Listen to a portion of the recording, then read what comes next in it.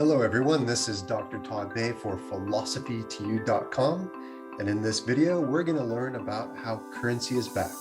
As always, if you like this video and like our other videos, please take the time to rate, review, like, give a thumbs up, and subscribe to the channel.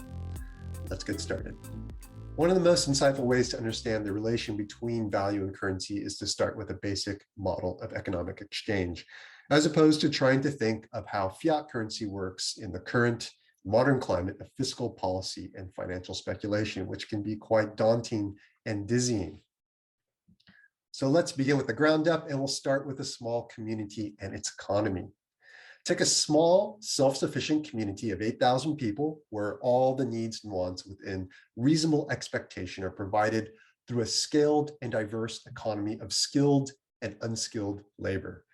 Where can economic value be found? Well, in short, in the products and services that exist within the community. And I want to say, of course, because when we make things, we provide things, those things that we offer to others are offered as forms of value that we exchange for. Another way to think about this situation is to utilize a bit of so-called labor theory of value. It's an interesting theory within the history of economic thinking, but it is quite contentious because the labor theory of value doesn't explain how all value is created. But let's just cover some basic features of it. So the labor theory of value is a theory in which we assume that the economic value of or within a community is somehow tied to the amount of labor each worker puts into his or her task. Let's think of a specific example in which labor is applied to create value. So the wood of a tree is, in this sense, potential value waiting to be unlocked by labor. Let us say that the tree is perhaps a bench in the hands of a carpenter. So a carpenter happens upon a tree and decides to make a bench. The labor that the carpenter puts into the process of making this commodity, as well as his or her expert knowledge of how to do so, or social capital, adds value to the otherwise unused natural entity that is the tree. Let's call this kind of economic value intrinsic value. So taking the tree and making it or transforming it into a bench or commodity is turning the tree, a natural entity which doesn't necessarily have value otherwise, into a form of value. So the bench has some kind of intrinsic value. And we can say it's intrinsic or natural or inherent to the form of the bench or the commodity we're talking about, because the transformation of the tree into that commodity entails the creation of value for specific uses of the commodity. For example, the bench could be used for reading, for conversing with friends, or relaxing and enjoying the scenery. So in other words, I'm tying intrinsic value to the notion of use. When a commodity has specific use, that's its intrinsic value. And this is something that both Adam Smith and Karl Marx note in relation to use value. Okay, so this other type of value, in contrast to use value and intrinsic value, is exchange value, which is essentially what others are willing to pay to own the items or commodities being sold, instead of acquiring the physical and social capital to make those same items themselves. So do you want to make your own bench, your own tables, your own chairs, or even your own sandwich? Or would you rather trade something for them without having to commit to using your own labor and acquiring the capital to make those items? So that's what's going on with exchange value. We basically forego something in order to obtain something. We decide it's worth the while to spend something or trade something to get the item instead of making it ourselves.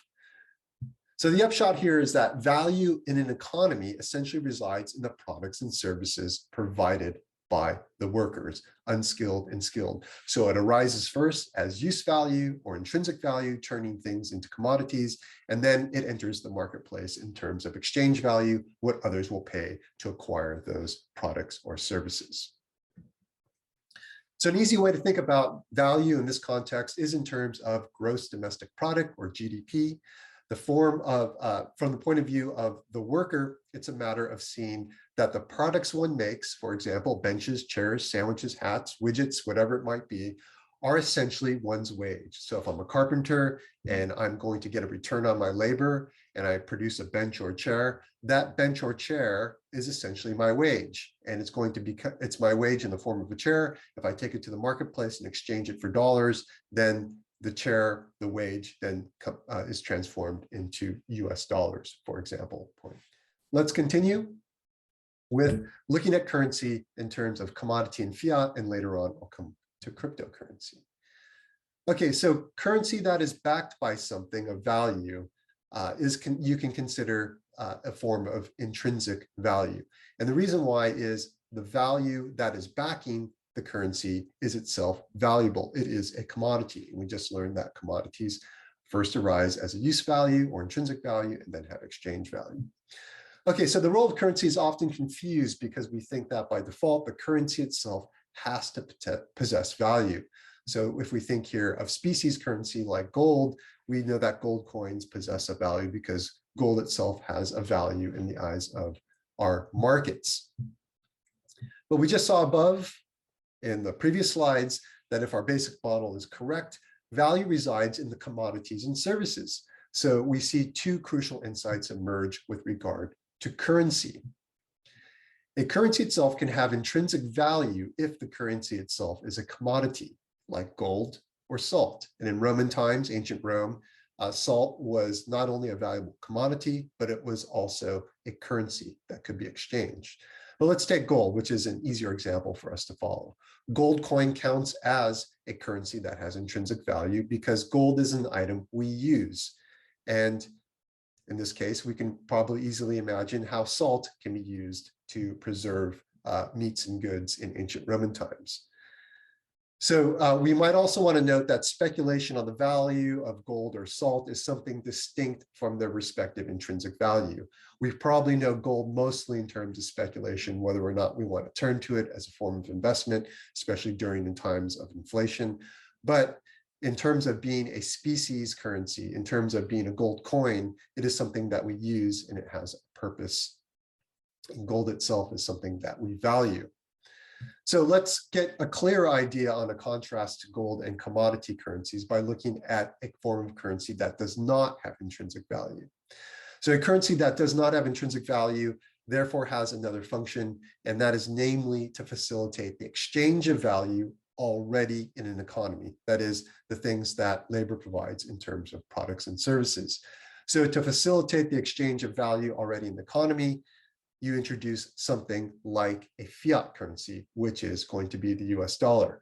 And Adam Smith in the 18th century thus refers to this type of currency, fiat currency, as that which oils the wheels of the economy. So fiat currencies like the US dollar, well, since 1971, have not been backed by a species commodity like gold or another form of commodity specifically named. So you often hear about the US dollar being pegged or backed by gold. It's no longer pegged or backed by gold, at least not since the early 1970s. So fiat currencies are those that are authorized by the government and its central bank. So then the question is, how does such currency have value?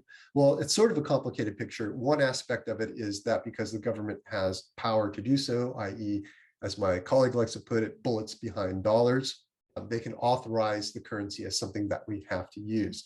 But there's also another side to it. There's a more legitimate side to it that doesn't have to do with enforcement of authority or power. And that is fiat currency, given the model that we just discussed in the basic economy. Fiat currency actually represents the value within an economy produced by labor. So the products and services that labor produces, or again, the gross domestic product, the fiat currency will represent that value within the economy. And more dollars can enter the economy as more goods and services are produced. So that's the basic theory behind it. We just have to remember that for fiat currencies to work, that products and services in an economy are those things which produce value. So the upshot, currency that does not have intrinsic value, such as our fiat currencies today, are essentially backed by the commodities and services already in the economy. In other words, they represent the value of such commodities and services. So we probably most know about cryptocurrency through the emergence of Bitcoin. What's important to know is that when Bitcoin first emerged, it was purely a speculative asset and Critically, you could say it was a Ponzi scheme. You're investing something, perhaps getting a return, but it was held up by nothing. So Bitcoin began as a speculative asset. And what you can say is that the blockchain technology behind it was driving the value of the coin. But then when the blockchain technology itself became something where you could introduce other products and services within the economy, then you had a different relation. And so Ethereum, one of the competitors with Bitcoin, reversed that relationship where the blockchain was driving the value of the coin itself.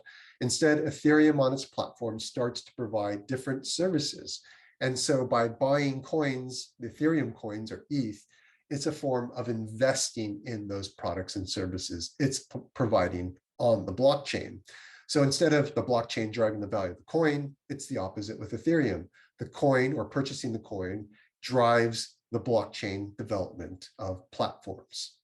So you can think of buying coins largely now within the cryptocurrency space as a form of investing in services provided on the blockchain or the different blockchains like Ethereum, Avalanche, Solana, and so forth. And you might be familiar with NFT forms of art that are being provided. And the other thing that's being provided at the moment are lending services at decentralized exchanges where people can put up collateral and get money so they can do something with it like invest. And those people who provide the money for those individuals to borrow get some kind of reward. And so that's those are the kinds of decentralized services that are being offered on the blockchain. The other aspect that comes into it are stable coins.